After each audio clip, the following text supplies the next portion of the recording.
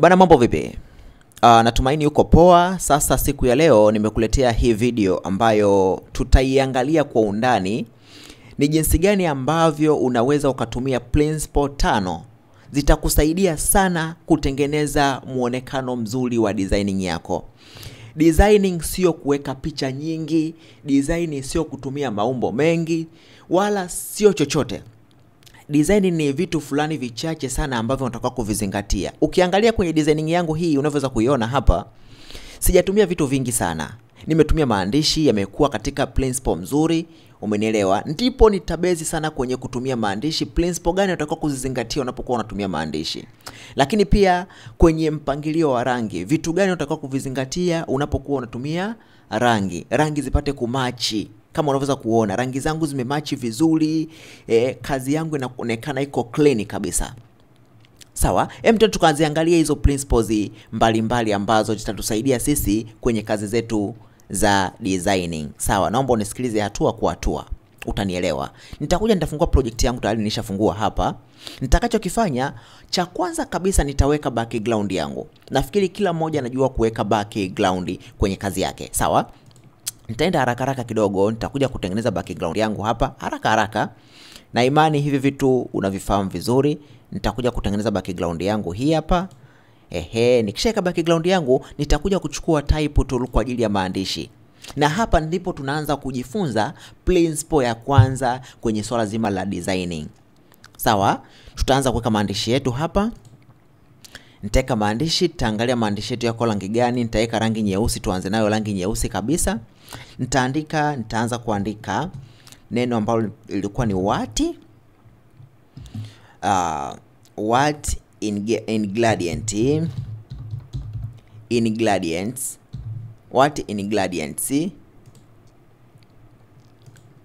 Ngoja nisogeze kwa huku.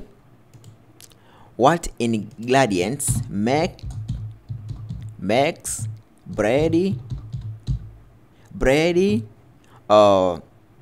rise. Kuna alama kuuliza hapa. Sasa principle ya kwanza ambayo tunataka tuitumie kwenye kazi zetu za designing hizi, cha kwanza kabisa ni namna gani ambavyo unaweza ukapangilia title yako. Principle ya kwanza inayotumika kwenye title, lazima title yako iwe bold.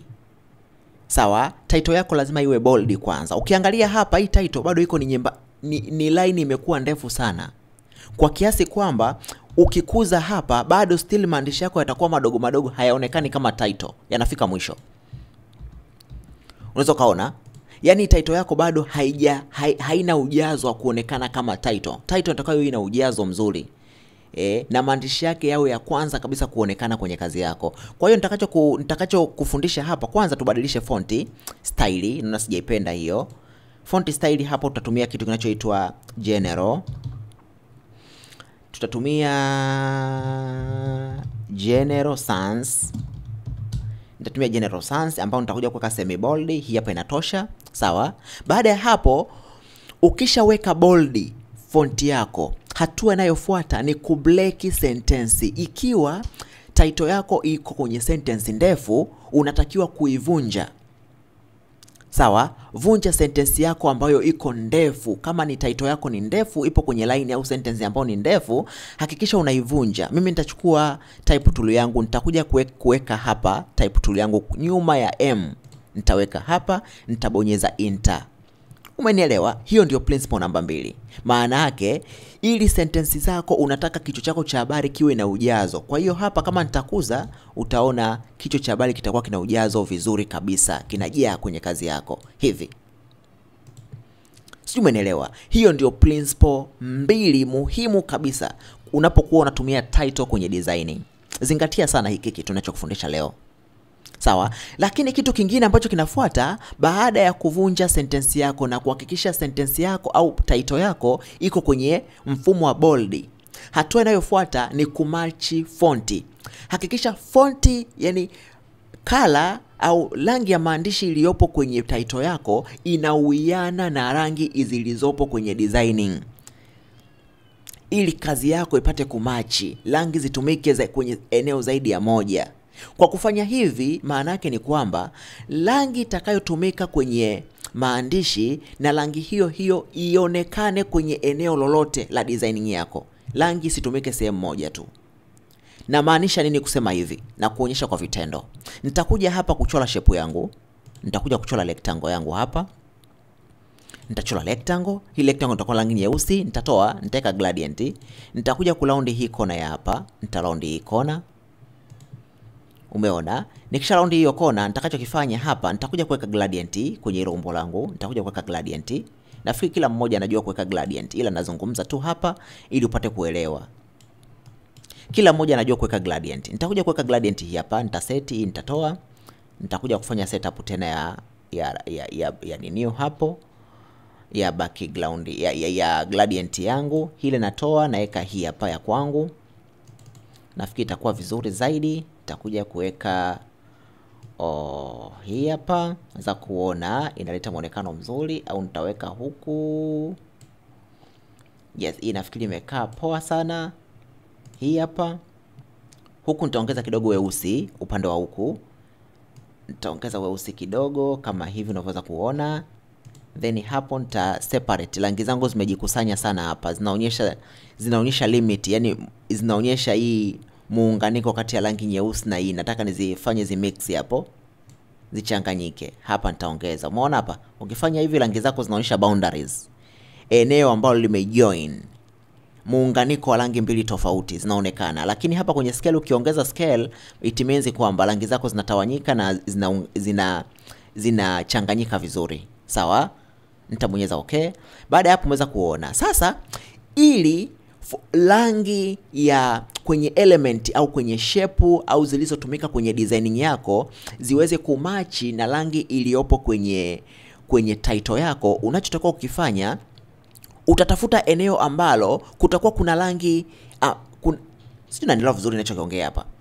Yaani nitakachokifanya kwamba ili title yako iwe na rangi inayomachi na rangi iliyotumika kwenye designing yako, aidha kwenye shape na vitu vingine, unatakiwa kutafuta eneo ambalo itaonekana rangi iliyotumika kwenye umbo. Kwa mfano hapa mimi nitakuja kuselect sehemu ya bread hii hapa.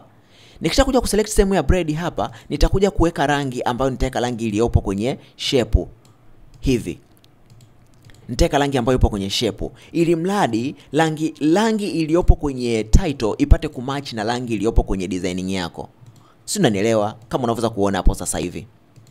Kwa hiyo lazima uchanganye rangi kwenye title yako au kwenye kile kichwa cha habari. Lazima uwe na kawaida ya kuchanganya rangi. Sio kila design uchanganye rangi. Hapana, inatokea sometime ukitumia hizi idea inaleta muonekano mzuri. Kwa hiyo na kuongezea idea au mbinu ambazo utazitumia kwenye kazi zako za designing. Sawa? Kwa hiyo hii ni sheria. Ukichanganya rangi kwenye title huwa inaleta muonekano mzuri sana. Unaweza kaona rangi ya kwenye umbo haijakaa peke yake. Imeweza kutumika sehemu zaidi ya moja. Kwa unaweza kaona ilivyoleta muonekano mzuri.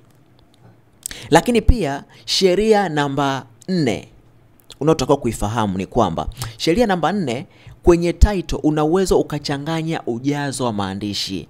Mfano hapa umeona mstari wa kwanza umekuwa bold, mstari wa pili unaweza ukachagua baadhi ya sehemu ukatoa bold ukaweka regular. Mfano naweza nikaja kuchagua neno max hapa, nisiweke bold neno langu, nikaja nikaliweka regular, na hili hapa nikaliselect nikaja nikaweka regular. Umeweza kuona? Alafu blade, neno blade nikaacha likiwa bold. Unaweza kaona kazi yako imeleta muonekano mzuri sana. Kwa hiyo hizo ndio principle ambazo unataka kuzitumia ukiwa unafanya kazi za graphic designing. Lazima uwe na hizi principle. Ni muhimu sana. Sawa? Na mimi hapa sitaki kuweka ngoja nje niweke ule mkate huu hapa. Nitaucopy, nitakuja tu huku nitaupaste. Sitaki tena kuanza kuplace picha na nini. Umeona? Kitu kingine au principle nyingine unayotakiwa kuizingatia ni kwamba, sawa, unapokuwa unatumia picha, aidha ni picha ya chakula kama niloweka mimi picha ya mkate hapa, lakini pia unaweza kutumia picha ya mtu. Sawa? Picha ya mtu. Hakikisha unaangalia mavazi ya ile picha, mavazi ya yule mtu. Kwa mimi nimeweka mkate na angalia rangi ya mkate una rangi gani? Hii ina asili ya njano. Kwa hiyo ili mradi rangi isionekane iko peke yake, nitakachokifanya, sawa, nitakuja kuhakikisha naweka umbo lolote ambalo litaonyesha litakuwa na rangi ya mkate ili kuepusha rangi isiwe moja, isionekane mara moja. Kwenye design rangi inatakiwa itumike kwenye eneo zaidi ya moja, isitumike sehemu moja tu. Haileti muonekano mzuri. Mfano hapa nimeona mkate wangu na rangi ya njano, nitakuja kuchukua shape yangu ambayo ni ellipse, nitachola hapa. Umeona? Nitatoa stroke kwenye umbo, kwenye fill hapa nitakuja kuchukua rangi ya njano hivi. Umeona nimechukua rangi ya njano, nimechola hapa. Nitaipeleka nyuma kidogo hivi, mweza kuona imeleta muonekano mzuri. Kwa hiyo lazima rangi yako uhakikishe inatumika kwenye eneo zaidi ya moja, na hii nitaiduplicate, nita control T, then nita resize. Nitaifanya iwe ndogo hii nyingine. Nitaiweka hapa. Ni nakshi tu. Kuna maumbo ambayo yanacholwa hayana maana sana, lakini maana yake unatengeneza namna ambayo rangi itaweza kuonekana kwenye eneo zaidi ya moja. Ndio maana sometimes unaweza kaona kuna vishepu vinatengenezwa kwenye designing, unaweza usione havina umuhimu kuwekwa pale, lakini lengo la kuwekwa pale ni kutengeneza color combination. Rangi zako zipate kumachi. Rangi inapoonekana kwenye eneo zaidi ya moja inaleta muonekano mzuri. Ndio maana unaona kuna vitu ambavyo vinawekwa kwenye designing havina maana sana kuwekwa, lakini vinaleta mvuto. Kwa mfano unaweza kaona hizi shape zangu nilizoweka hapa zimeleta muonekano mzuri kulingana kwamba rangi imeweza kuonekana, macho yanaona rangi ikiwa imematch kwenye eneo zaidi ya moja. Ndio maana yake. Sio, unanielewa vizuri? Kwa hiyo ndio maana tumeweka hivi vitu. Tumeogopa kuweka mkate ikiwa na rangi ya peke yake, inakuwa imepwaya. Sawa, inakuwa imepwaya, lakini rangi ya mkate inapokuwa ina appear, mtu akiangalia hivi anaona kama vile rangi imegonga kwenye shape, pia imetumika na kwenye mkate ipo. Ile design inaleta muonekano mzuri. Sijui unanielewa vizuri au unielewi? Nitakachokifanya kitu kingine, nitakuja sorry. Unaweza kaona hapa kuna taarifa za mawasiliano. Hapa kuna taarifa za mawasiliano hapa. Hizi hapa. Hizi nitazikopi tu haraka. Sitaki tena kwenda kuziandika kule. Nitazikopi, nitazileta hapa nikuelekeza kitu.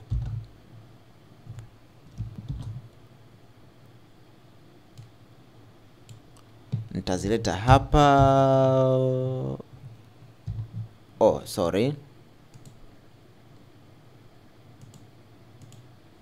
Nitazileta hapo, nitakuja huku. Nitakuja kuzichukua, nitakuja kuzileta hapa. Sawa? Sasa kitu kingine ambacho nataka kuzingatia kwamba nilikwambia principle namba 5, principle namba 4. Oh, hapa shape yetu imeenda wapi? Sorry kabisa tutaiduplicate tena, tutaifanya iwe ndogo. Tutaiweka hapa, naona tumelimove zile. Tulikuwa tumeiondoa kwa bahati mbaya. Sasa kitu kingine ambacho tutakuwa kuzingatia, nimekuambia hapa tupo kwenye namna ya kuweza kumechisha rangi kwenye designing yako. Kwa hiyo rangi isitumike eneo moja peke yake, ikawa inaonekana kabisa rangi imetumika kwenye eneo moja tu peke yake. Hapana. Rangi lazima ionekane imetumika kwenye eneo zaidi ya moja. Ndio maana rangi ya umbo tukasema isionekane tu hapa peke yake, tukaiweka na kwenye nini? Kwenye title. Rangi ya mkate tukaona imetumika, rangi ya mkate inaonekana kama vile iko peke yake, haileti muonekano mzuri, tukacholea maumbo ambayo yanakuwa na rangi hiyo ya njano. Lakini sasa hivi unaweza kaona kwenye maandishi hapa kuna rangi nyeupe imepwaya pia. Lazima kuwe kuna umbo au kuna element yoyote yenye rangi nyeupe. Tunafanyaje? Nitakachokifanya ni hivi. Ni very simple. Tutakuja kuchora ellipse ambayo itakuwa na rangi nyeupe. Tutakuja kuchora ellipse yetu hapa hivi. Hii ellipse nitatoa rangi ya fill, rangi ya ndani ya umbo. Nitakuja kuweka stroke ambayo itakuwa na rangi nyeupe. Nitaongeza ukubwa wa stroke yangu hivi. Nitaongeza ukubwa wa stroke yangu. Na kitu kingine ambacho nataka kukifanya hapa, nitakuja hapa kwenye stroke setting. Baada ya kuweka kuongeza stroke weight au stroke width, upana wa stroke yangu, naona imeshakamilika. ninachokifanya nitakuja hii sehemu ya stroke setting hapa, inaonekanaga kwenye properties sana sana. Hizi stroke setting hapa, nafikiri unaona hapa. Nitakachokifanya nataka nikija nikikata hii stroke yangu iwe ina round corner. Sawa? Nikija nikikata baadaye kwenye hii, nikija nikikata hii stroke yangu iwe na round corner. Mfano, nitakuja ili nipate round corner baada ya kukata, nitakuja kufanya setting hapa sehemu ya stroke. Nitakuja hapa, nitachagua round corner angle, na hapa nitakuja kuchagua round corner angle.